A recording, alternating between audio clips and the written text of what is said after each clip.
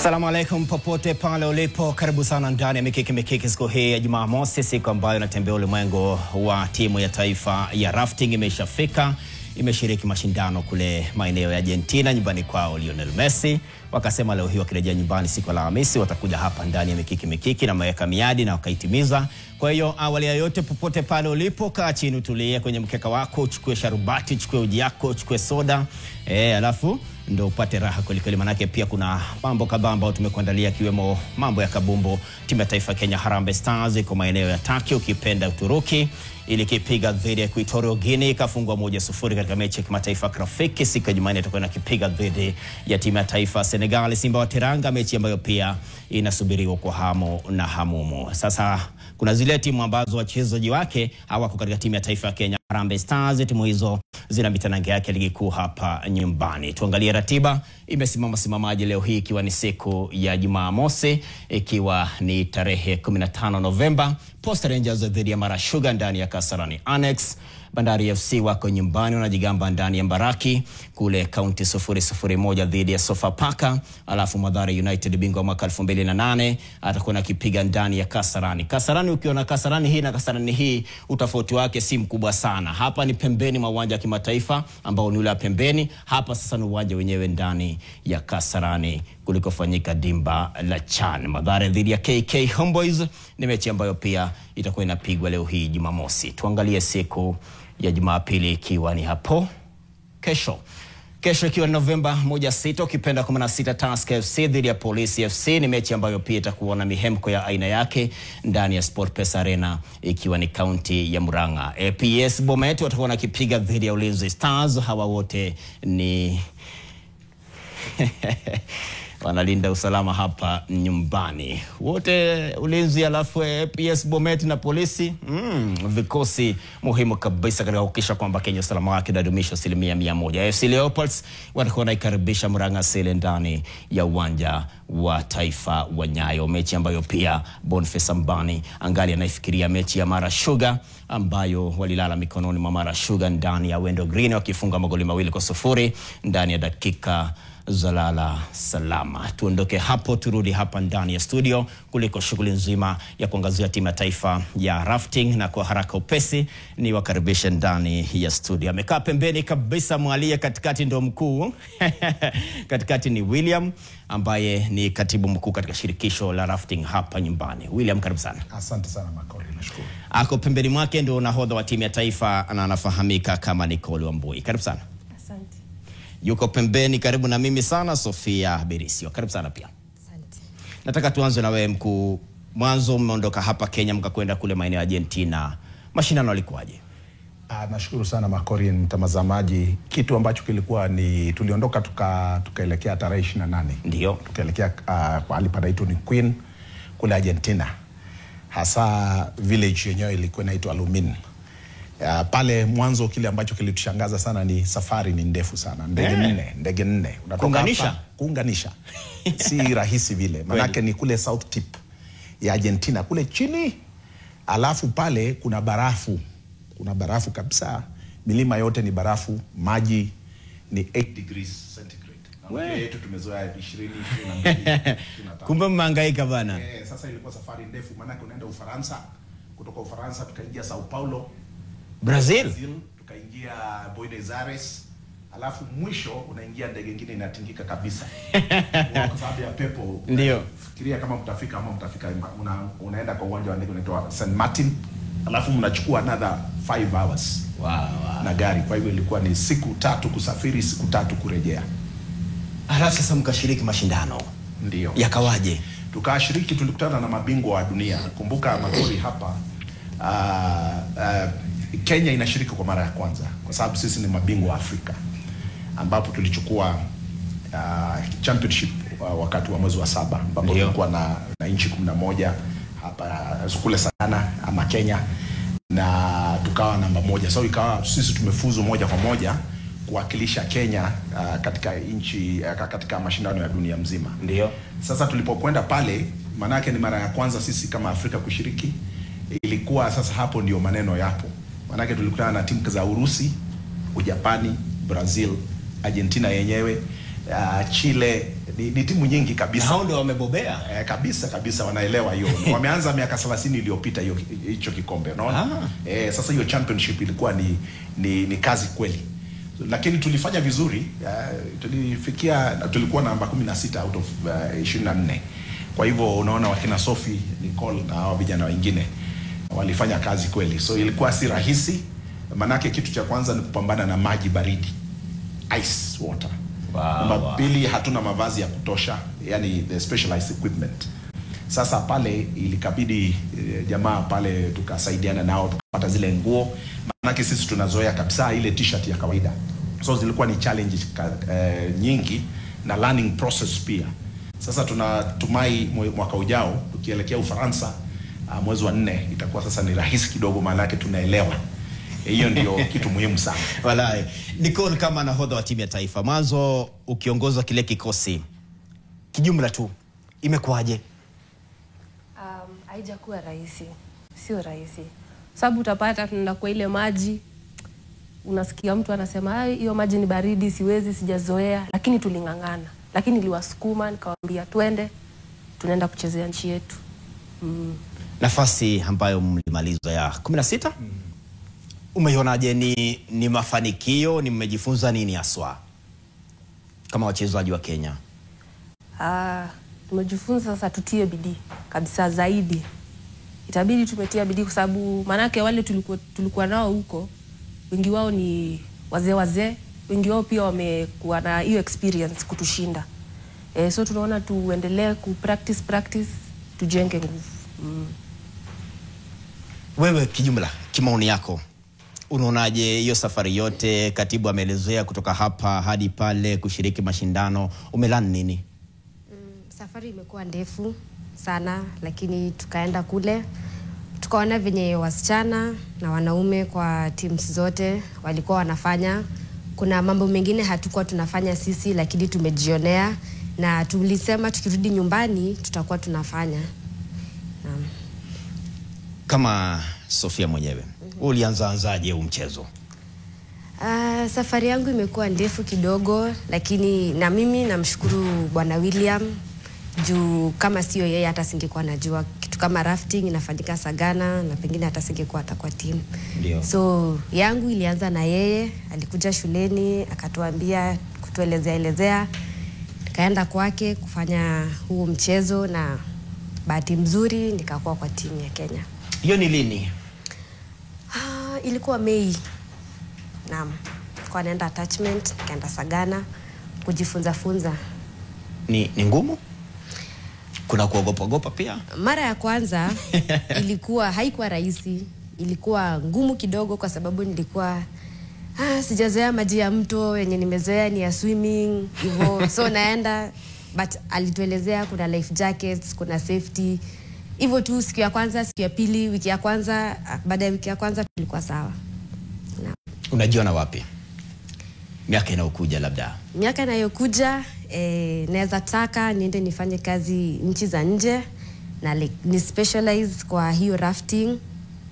Tukue maybe pengine wakisema wanawake wa rafting tuko miongoni mwao. Naam. Nicole, wewe kama nahodha, safari yako imekuwaje? Uliingiaje hapa? Safari yangu haikuwa rahisi. Sababu nilipenda maji kutoka nikuwe mdogo. Sasa kwa hiyo kupenda maji, wazazi wangu wakaona wanisaidie kupiga hatua kidogo. Yes. Wanisaidie hiyo. So hiyo kwa kunisaidia hivyo nikakuja nikasikia kuna Rapids Camp, nikapatana na Bwana William, akaniongoza huko rafting na nilianza kutoka nikuwe mdogo. So niko na experience nyingi. Ulianza lini? Kitambo nikiwa na miaka kama 12 hivi. Tangu wakati huo hadi sasa unaona umekuwa, kuna kitu umeachieve ama imekuwaje? Sasa hii naona nimeachieve vitu mingi kwa sababu sasa kama mimi ni mwalimu wake, nimemfunza na wengine pia. Hata wale wanataka kuja bado nitawafunza. Kuna mashindano kadhaa pia umeshiriki mbali na haya Argentina? Kulikuwa na African Championship. Hiyo nimeshiriki na tukashinda. Ilikuwa lini? Ilikuwa July. Humaka. Naam. Hiyo pia ilikupatia experience gani? Kwa hiyo tuliona jua hiyo tulishindana na nchi za Afrika. Kwa hiyo hatuko tumeshindana na nchi kama hizi za nje. So unaona nguvu ni ile tu ya kawaida yani. So sisi ndo tulikuwa bingwa sababu sisi ndo tumetrain sana kuwashinda. Upande wa mabinti wako wengi ama wanaogopa gopa? Wanaogopa. Kwa kidogo sana. Walai. Sasa utawaambia nini? Naweza waambia wakuje tutawafunza, si ngumu na wasiogope. Wanaweza kupata nafasi ya kusafiri pia. Naam. Wakaiwakilisha Kenya, wakapata hela pia. Unaweza kutegemea mchezo wa rafting? Naam. Kama taaluma? Naam. William, kabla muondoke kwenda Argentina, labda serikali iliwasaidia ama ilikuwaje? Ni kweli, kwanza ni kushukuru Wizara ya Michezo. Ndio. Hiyo tunaita kwa Kiingereza sport, the department ya sports. Ndio.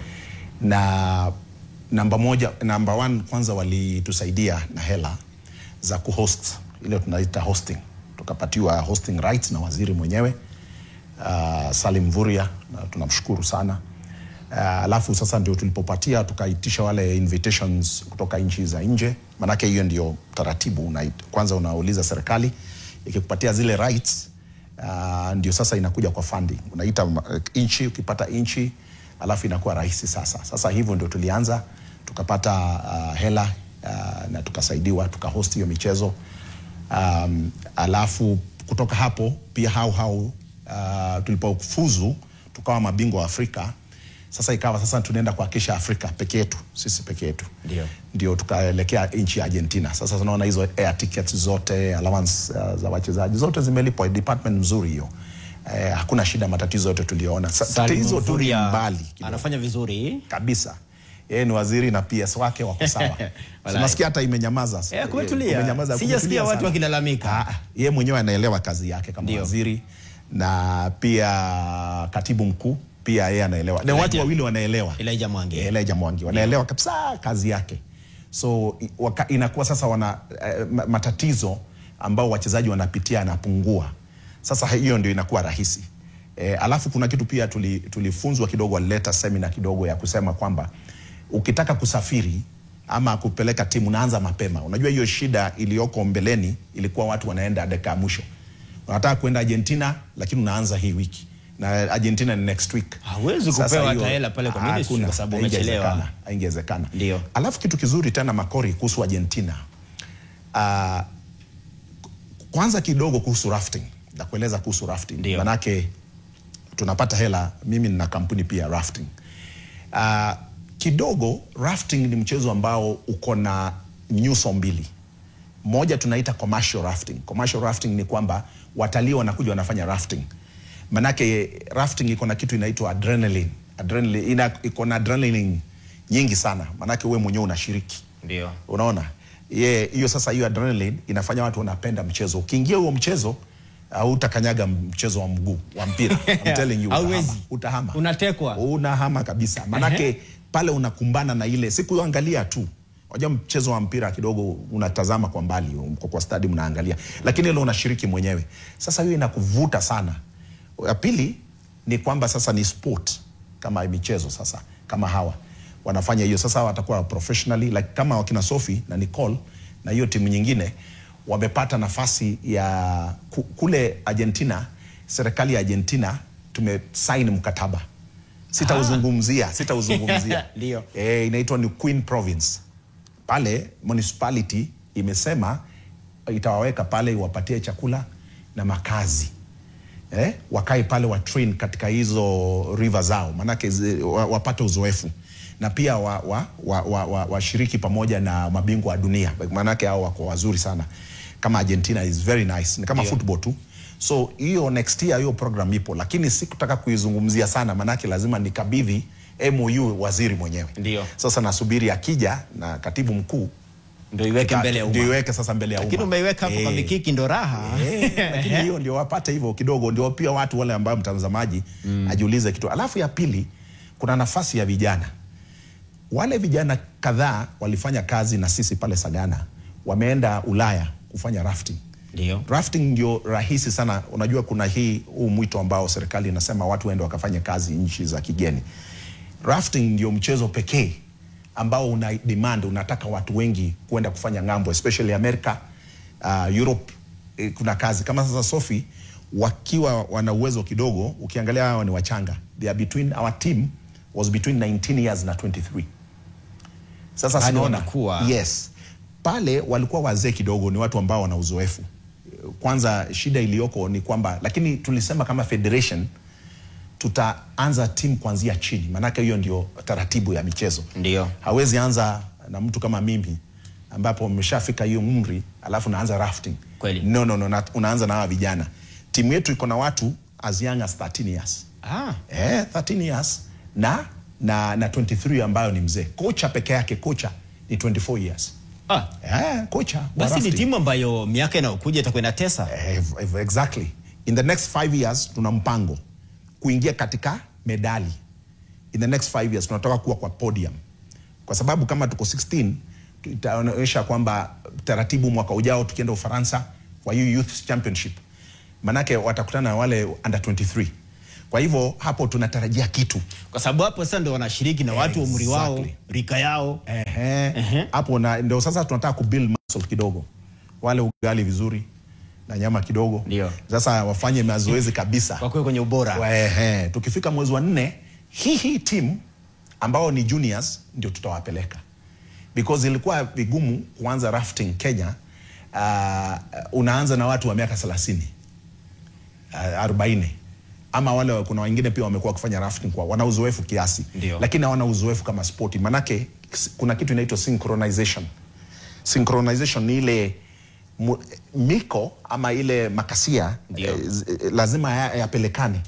Unaona, watu wamezoea kupiga tu rafting, wanapiga tu makasia kawaida, lakini ile sasa pale ile challenge ilikuwa kubwa, hawakuwa na uzoefu mwingi wa kufanya pamoja, kwenda pamoja. Unaona unafanya ni kama rhythm. Yani inafaa ipelekane kabisa rhythm. Alafu mnaingia kwa gate zinatoka kule juu, kuna gate kama 9. Na hizo gates unakuja unazunguka na raft. Alafu pale maji yanakimbia kabisa. Unajua ile rapid inachapa kabisa. Sasa hizo gate ndio zilikuwa na challenge nyingi sana. Na synchronization hiyo sasa ndio Urusi wakawa mabingwa wa dunia. Ndio. Manake pale kwao wanafanya hiyo kitu kila siku. Alafu pale wale ni professionals. Unaona, hiyo ndio kazi yao. Wanalipwa kufanya rafting. Unaona? Sisi kidogo, Sophie ni mwanafunzi wa chuo kikuu cha Kenyatta. Nicole naye anafanya mambo ya stima. Naona sasa mambo kama hayo kidogo yalichangia timu kuwa namba 16. Lakini tuna mpango kama federation kukuja na mipango vizuri, ndio within the next 5 years tunaenda kwa medals pale. Na hii I'm telling you the truth ni kwamba kwa Olympic sport, manake rafting inaingia kwa Olympic sport, tutakuwa na matarajio kubwa sana ya kupata medali ya Olympics. Kwa sababu ukiangalia Olympics mambo ya ukimbiaji ama kukimbia ndio tumekuwa tukipata medali, lakini hakuna sport nyingine tumepata. Hamna kabisa. So hapa ndio macho yapo. Yani hii inakuja kuwa tegemeo. Hii ndio tegemeo ya Kenya. Rafting in future tunaingia hapo, na mimi naona hivyo. Manake tuko na mito mizuri, tuko na Nyando, tuko na mito kule Western Kenya, tuko na mito hapa Central, kuna mito mingi ambayo tunaweza fanya. We just need to build a team na tuwe consistent na watu waingie, hasa vijana wa chuo kikuu, vijana wa secondary, primary. Tunauliza wale ambao wanatutazama wakati huu, watupigie simu kama Kenya Rafting Federation, watutembelee. Tuko na timu nzuri, tunataka kuwajenga nyinyi mpate kazi na mpate pia sporti ya siku za usoni. Sophia, wazazi wako pia wanakusaidiaje? Wazazi wangu sana sana, babangu ni mtu yuko katika sporti. Nilipoenda chuo kikuu, mimi nafanya course inaitwa Sports and Recreation Management. Wazazi wangu waliniambia nenda ukafanye kitu ambayo unaona ni sawa na wewe. Na mimi nikachagua kufanya Sports and Recreation Management. Ndio. Nilipoambia nimeingia rafting, hakuna mzazi wangu alikuwa anaelewa ni nini haswa. Juu si eti ni sports kama soka ama basketball ambayo mzazi anaelewa. Akaniambia ni sawa, bora uko salama penye uko.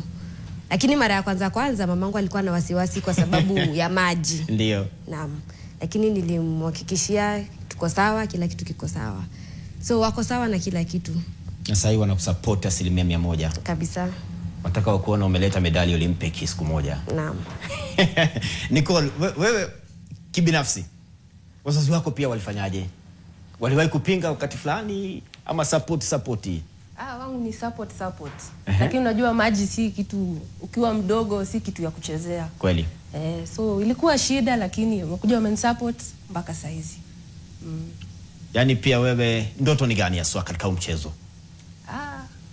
Ningependa hata kufanya kazi huko nchi za nje, kufanya tu kazi ya hii rafting, sababu nimependa maji sana. Naam. Yaani vile William anasema ukiingia hapa hutoki. Naam. Ndio ukweli wa mambo. Kabisa. William, mnataka kufanyaje? Maanake umesema uko na timu changa na labda unataka kuleta ligi, labda kuwe na ligi hapa nyumbani. Mipango ni gani hasa hapa Kenya? Ndi kweli mipango ni kama sasa mwezi uliopita, mwezi wa 10 tulikuwa Mombasa. Tulikuwa michezo kule Mombasa. Rafting ilikuwa pale, baadhi ya michezo ambayo ilikuwa pale Mombasa. So tuisha launch kule Mombasa Pwani kitu inaitwa ocean rafting. Sasa hiyo ndio ya kwanza. Sasa ocean rafting, the beauty about ocean rafting ni itakuwa bado rafting haifanyiki kwa mito tu, lakini inafanyika kwa bahari. Kwa bahari. Sasa pale Pwani kutakuwa tutakuwa create employment kwa wale wa Pwani wenyeji. Wale vijana baada ya kukaa pale kwa bichi wanafanya kazi. So inakuwa sasa ni rahisi, manake huu mtumbwi inakuwa ni rahisi kucontrol. Unaona, si mtumbwi ambao una sink. Unajua kuna mitumbwi ingine ambao ukipigwa na dharuba kidogo inazama. Sasa hiyo yetu hii haizami, iko tu juu. Number 2, tunataka kuelekea pande ya Nyando River, Nzoia kule. Tushaanza kubikakati ndio tukue na ligi. So next year, by end of next year, tunataka kuwa na ligi ya kwanza ya Kenya, ama mashindano ya championship ya kwanza ya Kenya, ambapo tutakuwa pamoja, tutakuwa na timu zaidi ya 20 different parts of the country. Watu wameleta expression of interest. The only problem ni kwamba ni technical. Huu mchezo una kitu inaitwa technical. Unahitaji kidogo uelewe. Si kama mpira wa mguu. Tunaweza cheza kidogo pale gonga mpira alafu mseme ni mpira. Huu ni technical. So as federation, kitu cha kwanza tunafanya ni kuconcentrate sana na kufundisha watu wengi, ama kufunza watu wengi as many as possible. Hiyo ndio kitu muhimu sana. Tulikubaliana na tukiwa Argentina na president wa World Rafting Federation anaitwa Danilo Mahamez kutoka Italy. Atatumia kocha hapa 3 months.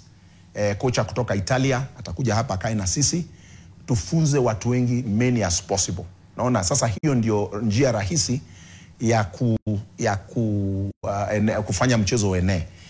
Bila shaka Afrika itakuwa vigumu nchi zingine kufikia Kenya.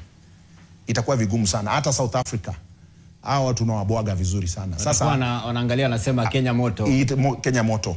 Sagana tunaanzisha college itakuwa ya michezo ya rafting, maji na kitu inaitwa kayaking pia.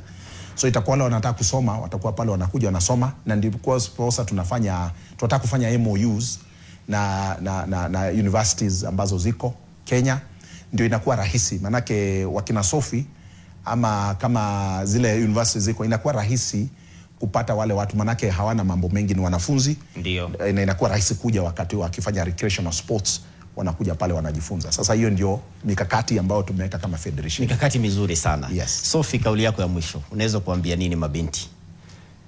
Naweza waambia waje pale Sagana Rapids Camp, wasiogope. Bobo yuko hapa, Nicole yuko hapa, atawasaidia. Ni mwalimu mzuri. Hata mimi wakati niliingia, ni yeye alinifunza mambo mengine na vitu mingi sana zenye nimejua sana nimetoa kwake, na walimu wengine nilipata kule Sagana. So naweza wasichana waje kwa wingi, juu hatuko wengi, tuko kidogo sana. Walai. Coach, kauli yako ya mwisho. Ningependa kuambia vijana, wasichana waje wote. Tuko tayari kuwafunza. Naam. Pale Sagana. Naam, pale Sagana. William, kauli yako ya mwisho. Hiyo ni kusema mimi nataka kuappeal kwa vijana. Ndio. Vijana wale ambao wanatutazama sasa hivi wakati huu. Hii nafasi yako. Kitu ambacho nataka kusema ni kimoja tu. Mpira wa miguu ama mchezo mwingine wote Kenya ni very competitive. So wewe kupata nafasi ya kuchezea nchi yako itakuwa si rahisi. Na ni ukweli. Lakini hapa already tunasema njooni. Njooni, nafasi ipo. Nafasi ipo ya nchi. Tunakwenda Ufaransa mwaka ujao. Ufaransa mwaka ujao. Tunaenda World Championship ya Turkey in the year 2027. Unaona? Sasa Sophie yeye ameingia ndege, ameenda ndege 4 kufika ni Queen. Kule chini hajaona barafu na maisha yake, lakini ameiona karibu. Sasa ni kwa sababu ya michezo. Sasa hii ni nafasi. Hii jamaa wale wananitazama, nafasi yako. Chukua nafasi hii uje kwetu tukufunze. Weekends, wakati si lazima uwe ati ni kila siku. Wakati kuna nafasi kidogo tunakupatia, tuna van yetu ya federation.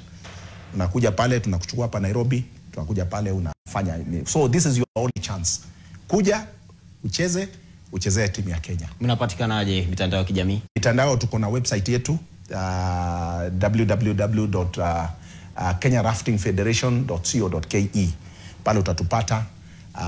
Itakuwa rahisi kukienda kwa mtandao utatupata.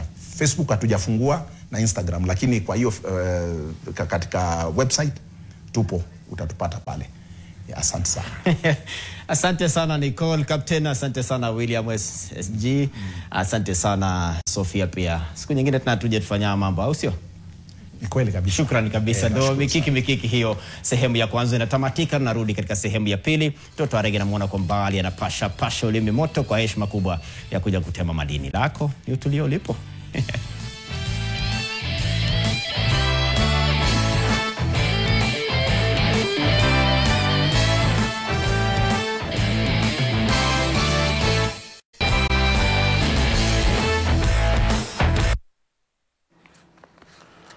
Ni kipindi cha pili na cha mwisho kabisa ndani ya mikiki siku hii ya Jumamosi. Sasa kwa mara nyingine najumuika ngani na Toto Arege. Toto, mambo?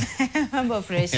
Kwa sawa? Nashukuru sana. Naona pamba yako nzuri ya mashindano ya raga ya kinadada yanafanyika hapa Kenya. Hii ni timu ya taifa ya Kenya ya Lionesses ambao wanashiriki katika michuano ya Afrika ya wachezaji 7 kila upande. Tayari wamepiga Cote d'Ivoire vibaya sana. Alama 44 kwa bila. Alafu baadaye saa 10:06 wanamenyana dhidi ya Ghana. Kwa hivyo hii ni kama inabaki nyumbani. Walai. Nyumbani muhimu. RFUE hapa nyumbani ndio iko raha zaidi. Sasa si mbali sana kutoka RFUE pale barabara ya Ngong. Unapanda unaingia pale Dagoretti Corner. Unaingia showground, unaingia Jamhuri. Pale sando ulo uwanja mkubwa ambao unajengwa na serikali ya William Samoei Ruto. Inayotamkumbuka sana Mheshimiwa Ruto. Sababu ule uwanja 66% ya ujenzi wake umeshaendeshwa. Nitasema ni kwanza kabisa tumpatie heko aliyekuwa waziri wa michezo Babu na Mwamba. La muhimu hilo. Kwa sababu historia ikiandikishwa kuhusiana na uwanja ule atataja yeye, kwa sababu alianza wakati wake akiwa kama waziri wa michezo kabla ya Salim Mvurya na Kipchumba Murkomen kuingia katika wizara hiyo. Ukiangalia ni uwanja mkubwa na utakuwa ni uwanja, nadhani utakuwa ni uwanja mkubwa Afrika, ama kama sijakosea, ama Afrika Mashariki. Kama Afrika utakuwa mkubwa, unaweza kuorodheshwa ndani ya viwanja vitatu vikubwa ambapo havina ile tatani ya kukimbia, ni soka tupu na raga. Kwa hivyo hiki ni kitu ambacho nitasema hata ingawa Rais Ruto anasema kwamba ana mapungufu yake, lakini hapa mpatie alama zake. Angalia tayari umeanza kuchukua sura yake na taswira pale katika maeneo ya Jamhuri. Inaridhisha na furahisha kweli. Alafu hapa ndani kutakuwa kunawekwa mataa, yani usiku kama kuna mtarangi unapigwa pale majira ya usiku, unawaka ndani, yani unawaka kama ule uwanja Allianz Arena pale maeneo ya Munich, Ujerumani. Huu ni uwanja ambao nasema ni historia inaandikishwa, na kumbuka kwamba Kenya inajiandaa kwa michuano ya mataifa ya Afrika kwa maana ya AFCON 2027. Tulifanikisha CHAN mwaka 2024 hapa nchini Kenya pamoja na Uganda na Tanzania, na hivi sasa Kenya inaelekeza macho yote kwa michuano hiyo. Na wanasema kwamba kuna uwezekano tukaandaa mechi ya ufunguzi, alafu tukaandaa mechi ya nusu finali, tukaandaa finali yenyewe. Yani huu uwanja hasa unafanya uwanja wa kimataifa Moi Kasarani unaanza kusaulika, maana pia uko kwenye ubora wake. Uwanja wa taifa wa Nyayo unaanza kusaulika, lakini kama kuna kitu ambacho nimetabiri Toto Arege Na ikumbuke tena hapo kwa mikiki Mungu akitupa uhai mwaka 2027 huu uwanja utaandaa fainali ya kombe la mataifa bara Afrika. Na usishangae kwamba uwanja huu utaandaa mechi ya ufunguzi ya AFCON 2027. Basi tufanye peke yetu. Haina haja Mganda, haina haja Mtanzania. Itakuwa ni historia kubwa na tunasubiria kwa hamu na gamu. Na maandalizi yameanza sasa. Uwanja huu unaendelea. Kuna viwanja mbalimbali ambapo pia vinaendelea na ukarabati. Nyayo naona Tata tayari imewekwa na unaelekea kukamilika. Kasarani pia hivi sasa wamerejea kuanza maandalizi ya 2027. Kwa hivyo tuko vizuri na huenda waandalizi wa 2027 AFCON wakasema kwamba Kenya sasa nyinyi mmejitahidi sana, sasa chukueni kila kitu. Yani hii lazima tuirudie. Alihusika kiundani tena pakubwa katika kudesign uwanja wa kimataifa wa Talanta Sports City, aliyekuwa waziri wa michezo wa Babu na Mwamba. Na hii kazi yote hii tusidanganyane, jina lake litaandikwa mahali. Litaandikwa kwa sababu wakati mfupi alikuwa kama miaka 2 hivi kama waziri wa michezo, na tuliona mambo mengi yalifanyika. Mwanzo alisaidia sana kuandaa kuhakikisha kwamba Kenya imepata zile rights za kuandaa CHAN 2024 kwa sababu tayari ilikuwa imeenda. Alafu baadaye ya kupata ile CHAN 2024 pia aliketi mezani na CAF akasema kwamba pia sisi tuna uwezo wa kufanya nini, tuna uwezo wa kuandaa AFCON 2027. Tupeni muone tutafanya nini. Alafu baada ya 2027 usishangae tena tukitafuta tena rights za kuandaa kombe la dunia. Ndio, hata siku moja na muuliza swali nikutana naye mahali akanibia siri kwamba yani akipita ingawaje hayuko kwa sasa katika ile wizara ya michezo, akipita kwenye pitapita zake katika barabara ya Ngong, anaona Kenya imesonga mbele. Kenya imesonga mbele. Na jina lake liko hapo. Sasa tuweke pembeni, tuingie katika timu ya taifa ya kandanda Harambee Stars. Jana katika mtanange wao wa kwanza kabisa wa kirafiki wakipiga kule katika maeneo ya Uturuki ndani ya uwanja wa Emir, na ni kwamba goli lake Jose Miranda ndani ya dakika 44 ukiwa ni mkwaju wa penalty, akihusika pakubwa kuchangia ule mkwaju wa penalty Roni Onyango, na mwisho wa siku akawa amefunga lile goli ndani ya kipindi cha kwanza. Mwisho wa siku Kenya ikapoteza nafasi nyingi, tena nafasi kocho wangalishinda hii mechi, lakini mwisho wa siku ikawa ndo wameshindwa 1-0 ugenini, mechi ambayo ni ya kwanza kabisa kimataifa kirafiki na utambuliwa na shirikisho la mpira miguu barani Afrika sambamba kabisa na shirikisho la mpira miguu duniani FIFA. Sasa baada ya huu mtanange ilo bao limeshaingia, ngoja tuliona alafu ndo tugeuze dira tuende tuone wanazungumza likaingia hilo kupitia mkwaju wa tuta. Sasa papo hapo ikatamatika 1-0 na wakawa wamezungumza ambaye ni mshambuliaji John Ayunga, alafu beki mstaarabu Mlinda Ngome Kevin Otiende naye akatoa kauli yake, tusikie walisema nini. Frustrated with the result, obviously losing 1-0 to a penalty. I'm not sure, we haven't seen it back if it's a pen or not. You know, it looked 50-50 at the time. I think as a team defensively we're quite good, you know, they had a couple shots, but other than that, the only real chance they had was obviously the penalty. And for us, I think, especially first half, we need to make sure that we take the chances, you know, we get good opportunities. Maybe the last pass or the last finish is just not right, but we made, I don't know how many chances tonight, but it felt like we made a lot. You know, we had a good game plan to sit deep, and then when we recovered the ball to transition quickly, which we did, probably more in the first half. In the second half, they had a 1-goal lead, so they dropped slightly. But yeah, I think the game plan in the first half worked. It's just down to us as forwards, midfielders to take the chances. Naweza sema collab yangu game ya kwanza 90 minutes na feel poa sana, na nimeweza kupata experience poa na exposure poa sana na ku play with the seniors players. Nimekuwa experience poa sana cause nimeweza kupatana na seniors players wengi wao nilikuwa tunaonea kwa field, but nimeweza kucamp nao na nimeweza kuwa experience poa. Sasa baada ya huu mtanange ambao umeshatamatika, Jumanne ijayo Kenya itakuwa kipiga dhidi ya Simba wa Teranga Senegali. Toto Senegali ni mechi ambayo inasubiriwa na wengi, manake hawa ni mabingwa, walishai kuwa mabingwa bara Afrika kabla ya Ivory Coast kulitoa ile kombe kwa nyumbani. Na naangalia ni mechi ambayo wengi wanatamani sana angalau kukutana na kina Sadio Mane. Hii leo Senegal watamenyana dhidi ya Brazil. Ni mechi ya kupimana nguvu wakati huu wa mapumziko ya FIFA. Na mechi itakayofuata ni dhidi ya Harambee Stars siku ya Jumanne nchini Turkey. Tunajaribu kitu ambacho kocha Benni McCarthy anajaribu kufanya ni kujaribu kuwaleta wachezaji chipukizi kwenye kikosi cha timu ya taifa Harambee Stars, kwa sababu kwa miaka 5 ama 10 ambayo inakuja, wachezaji hawa ambao tumewazoea, zile sura ambazo tumezoea kwenye timu ya taifa hawatakuwepo. Kwa hivyo wachezaji kama Aldrin Kibet watakuwepo kuweza kuwakilisha taifa. Alianza na make debut kwenye mechi hiyo dhidi ya Equatorial Guinea. Hii itakuwa ni mechi kubwa, hata mimi mwenyewe nasubiri sana kuona kina Sadio Mane kwenye wakipambana dhidi ya Harambee Stars. Na najaribu kuangalia wanakutana na timu ya taifa ya Brazil, mabingwa mara 5 katika kombe la dunia, hawa Senegali. Ipo siku tutafika kiwango kama hiki, timu ya taifa ya Brazil ikiombwa icheze mechi ya kimataifa kirafiki na Harambee Stars wanakubali? Hapo ilikuwa jana, Angola walimenyana dhidi ya Argentina. Dio. Na Messi alifunga bao lake la kwanza katika ardhi ya Afrika. Hii inamaanisha kwamba haya mataifa ya ugaibuni tayari wameanza kuona kwamba Afrika ni kama sisi tu. Kwa hivyo tuende tujaribu nguvu zetu huko. Kwa hivyo siku moja nina imani kwamba hata Harambee Stars inaweza cheza hata na Uingereza katika mechi za kirafiki, hata kombe la dunia. Sasa ukiangalia watu kama Senegali, Simba wa Teranga, Equatorial Guinea wanatumia hii mitanange ya kirafiki wao kujiandaa kwenda kombe la mataifa bara Afrika ambalo linafanyika Morocco, na sisi hatukupata ile nafasi, lakini majirani wetu wote tena umepangwa katika kundi moja, Tanzania, Taifa Stars na Uganda Cranes. Hao ni watani wa jadi. Uganda, Tanzania, sijui wa Kenya watakuwa wapi. Sisi tutakuwa na yule ambaye anashinda, yule ambaye anapigwa basi. Atakayeshinda na ashinde. Atakayeshinda na ashinde. Lakini kama Wakenya wengi wataegemea upande wa Uganda. Uganda tupigie Mtanzania. Manake siku za hivi majuzi tumeona mambo hayajakuwa mazuri kati ya Uganda na kati ya Kenya na Tanzania. Kwa hivyo ni kama watakuwa wanaegemea upande wa Crested Cranes kuweza Uganda Cranes aswa. Uganda Cranes. Ukisema hiyo umesema mabinti. Mabinti, Crested Cranes ni mabinti, alafu Uganda Cranes ni ya wanaume. Ya wanaume. Sasa ile timu ya taifa ya Olympic ya wasiosikia ilishaondoka nchini, na nimefurahia sana yule mpiga picha amateur Vincent Boyo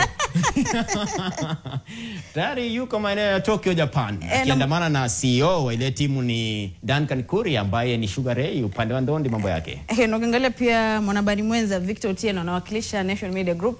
Nilitaka uliseme hilo. Manake jirani yako pale unakokaa. Pale unapokaa ofisini, Victor Otieno ni jirani yangu. Ndiyo. Na Kenya inawakilishwa na timu ya taifa ya Kenya, Team Kenya katika mashindano haya. Kwa hivyo tunawatakia kila laheri wanapopeperusha bendera ya timu ya taifa ya Kenya. Bendera hapa. Ndio hiyo. Inapepea. Na tuwatakie tu kila laheri, alafu tusubiri tuone itakuwaje. Mashindano yanaanza leo rasmi. Alafu pia ukiangalia watoto wanashiriki michezo kadhaa, wanashiriki kuogelea, wanashiriki riadha, wanashiriki gofu. Ni timu ambayo ina muungano mkubwa na timu ambayo huenda ikatesa golikweli katika makala mwaka huu yakifanyika Tokyo. Na siku moja tu Kenya pia ifike kiwango kama hiki, uwanja wa Talanta ukikuisha hiyo, kwamba mashindano makubwa kama haya yanakuja. Angalia Tokyo wameandaa karibia kila kitu bana. Wameandaa kila kitu, na mwezi jana ama miezi miwili iliyopita pia walikuwa wameandaa mashindano ya kimataifa katika uwanja huo. Hii inamaanisha kwamba wao waliwekeza kitambo, na hivi sasa wanajaribu kuvuna yale matunda ambayo walikuwa wamesubiria baada ya kuwekeza katika viwanja vikubwa kama hivyo. Kwa hivyo sisi tuna imani. Kila siku ni kuweka imani, hata kwenye maisha ni kuweka imani kwa kila kitu. Ndio inaridhisha kweli. Nataka tuondoke hapo katika timu ya taifa ya Olympic ya wasiosikia, alafu turejee hapa nyumbani. Na awali niligusia swala kwamba wale wachezaji ambao hawajaitwa katika timu ya taifa Harambee Stars, ambao wako katika timu ambazo ziko katika ligi kuu ya kandanda, michuano yao ingali inaendelea, na jana wamecheza katika uwanja wa Kasarani Annex. Hawa ni Bidco United wakakipiga dhidi ya Lion mwenyewe. KCB ni Lion dhidi ya Haulia. Alafu ikawa kwamba hapa hamna goli. Ndani ya dakika 90 kichanika ilikuwa ni Nunge bin Nunge, na walikosa nafasi kadhaa za kufunga magoli, lakini sasa kwa sababu haina goli hakuna kitu nasubiria hapo. Wacha tumsikie Robert Matano Simba na Vieira walisema nini baada ya mtarange.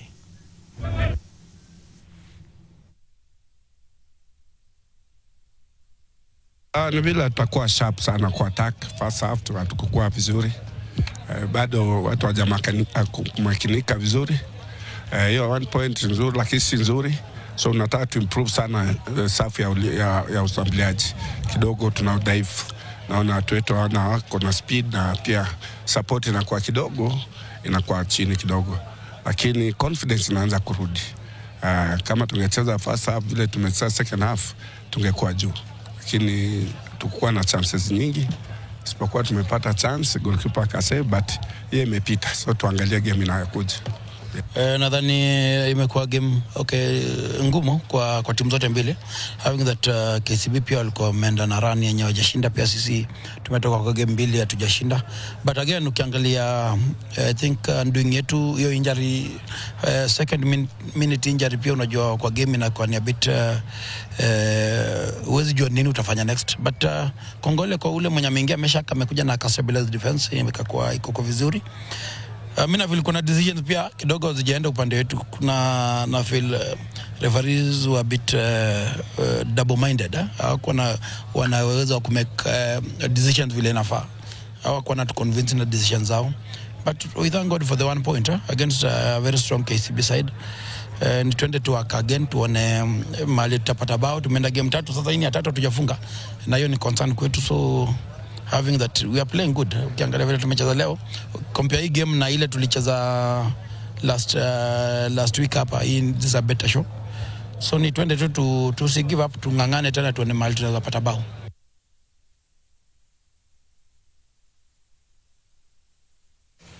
Ndio mambo hayo muhimu ya ligi kuu ya mpira miguu hapa nyumbani. Nilikuwa nimechungulia kabla nilete magazeti. Usishangae mbona niko na vyombo vya habari vingi kwa mkono. Sasa kuna mechi ambayo inapigwa kwa sasa inaendelea, na ni kwamba Posta Rangers wananyaraka wanaongoza 1-0 dhidi ya Mara Sugar. Baadaye mida saa 9 Simba sana dakika 15 kutoka sasa, Bandari dhidi ya Sofapaka, Mathare United dhidi ya Kakamega Homeboys. Hiyo ni mitanange ya ligi kuu ya mpira miguu hapa nyumbani. Na weka simu pembeni na ingia katika kitengo maridad cha magazeti.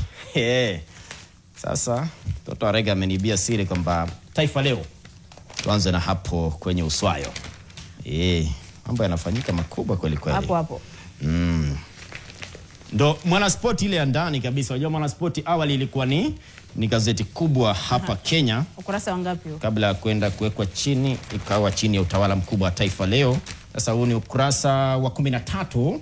Ukurasa wa 13 wanasema miamba hawa EPL watakuwa wakitambesha AFCON. Yaani dimba la mataifa bara Afrika likifanyika katika maeneo ya Morocco.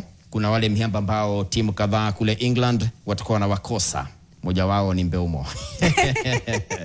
Ndio, alafu kijana mdogo, ule kijana wenyewe alifunga bao safi dhidi ya Harambee Stars kutoka Ivory Coast.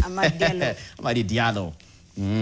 Wanakwenda kutoka Manchester United. Alafu kuna Omar Marimosh wa Manchester City na timu ya taifa Misri. Hao ni mafarao. Yuko Iwobi wa Fulham atakuwa na isakatia timu ya taifa Nigeria Super Eagles. Na Nigeria tusidanganyane, wana mtanange mkubwa hapo kesho dhidi ya DR Congo katika mechi ya finali ya kuwania kwenda kombe la dunia mwaka ujao. Waliandika ushindi mnono dhidi ya Gabon magoli 4-1, mechi ambayo magoli yanafungwa ndani ya muda wa ziada na akihusika kwa kiasi kikubwa moja kati ya wachezaji ambao waliwahi kutesa wakati wao.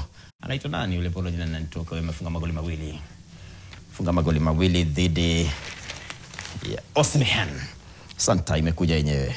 Mbeumo wa Man United na Cameroon, Aaron Wan-Bissaka wa DR Congo, hata timu yake ndio inakuja hapa sasa. Wan-Bissaka mwenyewe aliwahi kuisukumia Manchester wakati wake pia.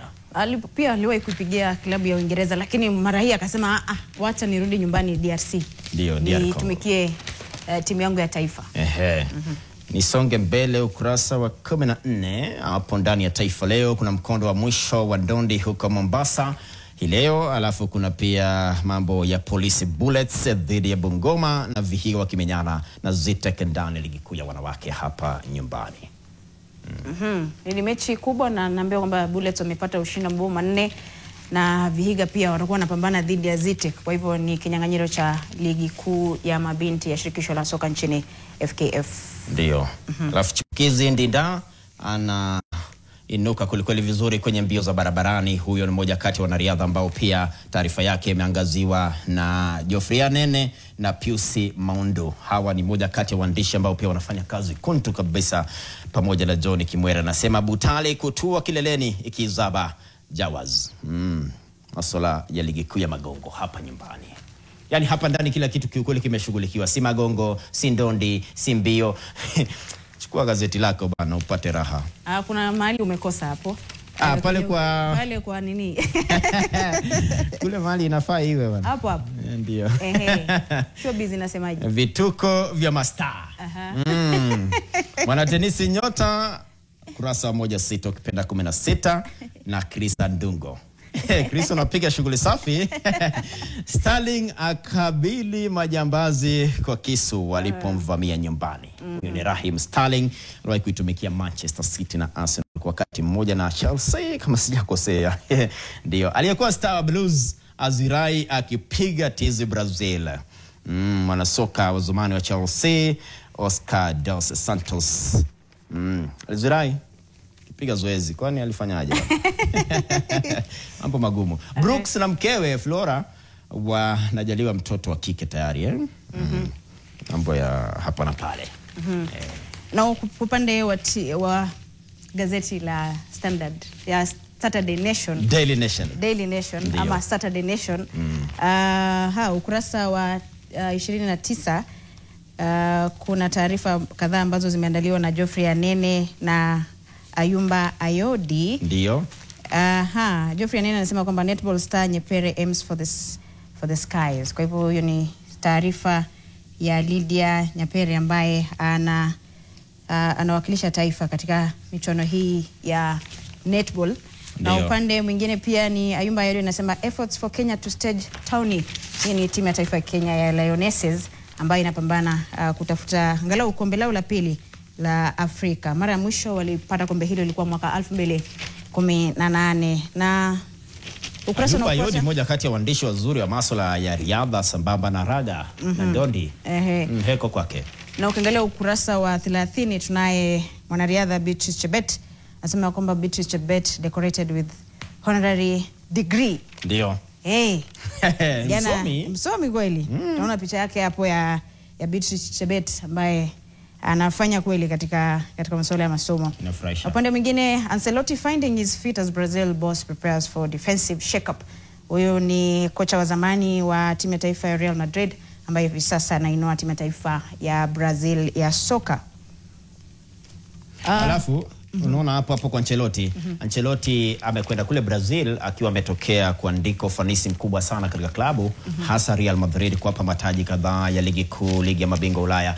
Amekwenda pale, jukumu lake kubwa ni kuhakikisha kwamba Brazil katika dimba la dunia linalokuja mwaka 2026 Amerika, Mexico na Canada anawapa taji la 6 la dunia. Na amefanya kweli kwa sababu amesha andikisha historia akiwa na timu ya Real Madrid katika mechi za La Liga nchini Uhispania. Naambia kwamba muda unayoyoma. Kwa hivyo ndio ukurasa wa mwisho ni ukurasa wa 30 na ngapi vile 32 wanasema Kenya Lionesses play Ivorians in quest for the second African title. Kwa hivyo hivi sasa Kenya Lionesses wanajaribu kupambania kupata taji lao la pili la mashindano ya Afrika.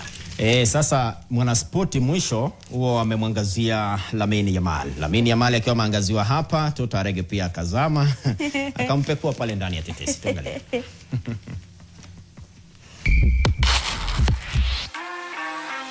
Toto na tetesi leo imetua mlangoni pa mchezaji hodari wa kabumbu Lamine Yamal. Kwa kawaida wachezaji huvaa jezi zenye jina moja mgongoni, ila kwa Yamal ni tofauti kabisa.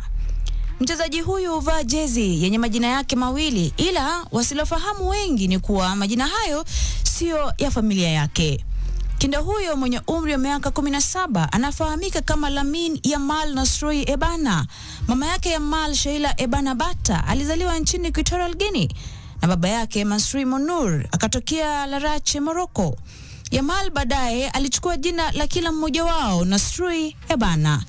Tetesi zinasema kwamba wazazi wake Lamine Yamal walimpa majina hayo kwa heshima ya watu wawili walioitwa Lamine na Yamal ambao waliwasaidia kifedha muda mfupi tu kabla ya mtoto huyo kuzaliwa. Lamine na Yamal waliwasaidia kwa kuwalipia ada ya nyumba wakati walikuwa wakipitia kipindi kigumu. Kabla ya kinda huyo kuzaliwa, babake Yamal Munur aliahidi kwamba ikiwa wangepata mtoto angempa majina yao kama ishara ya shukrani. Kwa Kiarabu, Lamine na Yamal ina maana ya uaminifu na uzuri, jina linalofaa ukizingatia jinsi Yamal anatesa uwanjani. Mnamo mwaka 2007, star Lionel Messi, wakati huo akiwa na umri wa miaka 20, alipiga picha na mtoto mchanga kwenye chumba cha kubadilishia nguo cha Camp Nou huko Barcelona. Lakini mpiga picha John Fort, ambaye anafanya kazi kama mpiga picha wa kujitegemea wa Associated Press na klabu ya Barcelona, hakujua kwamba mtoto huyo angetesa mawimbi ya soka miaka 17 baadaye. Katika picha hiyo, Messi alionekana akimwogesha Lamine. Ni picha ambayo ilikuwa imesahaulika, ila mwaka jana babake Yamal aliweka kwenye Instagram kwa maandishi haya: mwanzo wa safari mbili. Picha hizo zilipigwa wakati UNICEF walikuwa wakitoa msaada kwa wakazi wa vitongoji duni vya Mataro mjini Barcelona, Uhispania, ambako familia ya Yamal iliishi. Walijiandikisha ili picha yao ipigwe Camp Nou wakiwa na wachezaji wa Barca wakati huo, na walibahatika sana. Bwana Mfota aliwahi kusema, Messi ni kijana mtulivu na wakati mwingi ana haya. Picha hii ilitokea bila kupangwa. Messi alikuwa akitokea kwenye chumba cha kubadilishia nguo na ghafla akajipata kwenye chumba kingine chenye beseni la plastiki lililojaa maji na mtoto ndani yake. Ilikuwa ngumu. Hakujua hata jinsi ya kumshika mwanzoni. Aliona haya sana. Bwana Mfort alisema ni wakati tu picha hiyo ilipoanza kusambazwa mtandaoni mwaka jana ndipo aligundua kuwa mtoto huyo alikuwa Yamal. Kama Messi, Yamal mwishowe alijiunga na Barcelona anapotimiza ndoto yake. Sadfa iliyoje!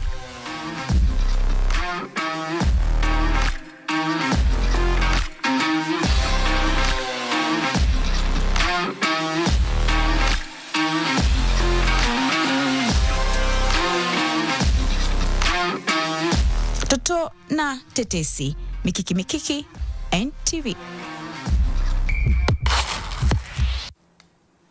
Ndo Lamine Yamal huyu ambaye Toto ananiambia siri kwamba awali akikua kuna watu Lamine na Yamal waliwahi kuwasaidia katika maisha yao. Sasa kuzaliwa kwake wakasema na hito ya wale wote waliotusaidia. Ndo raha. Wewe sasa amekuwa star. Ni star. Ni star sasa. Ndo mikiki nachukua mkondo wa mwisho, na hapa mimi nakuibia siri ndo niwache mambo yangu hapo. Sasa ni muhimu katika maisha utafute hela. Tafuta dola, tafuta hela. Manake hela na dola mara nyingi huwa inaondoa dharau. Mara nyingi inakupa uhuru wako. Mara nyingi inakupa yani uwezo wa kutaka Kenya unataka, kwa sababu dola ni muhimu. Lakini hapo kwa kuondoa dharau, tafuta hela. Itakuwa raha zaidi. Mimi na wewe tena Yoshua Makori, mwana sport, kutiana kwenye mboni hewani sambamba na Toto Arege. Itakuwa kiukweli Jumamosi ijayo, aliye juu akiridhia. Sasa alifunga goli muhimu kabisa. Huyu ni Eze wa mabingwa tarajiwa wa ligi kuu ya England, akisakatia timu yake ya England.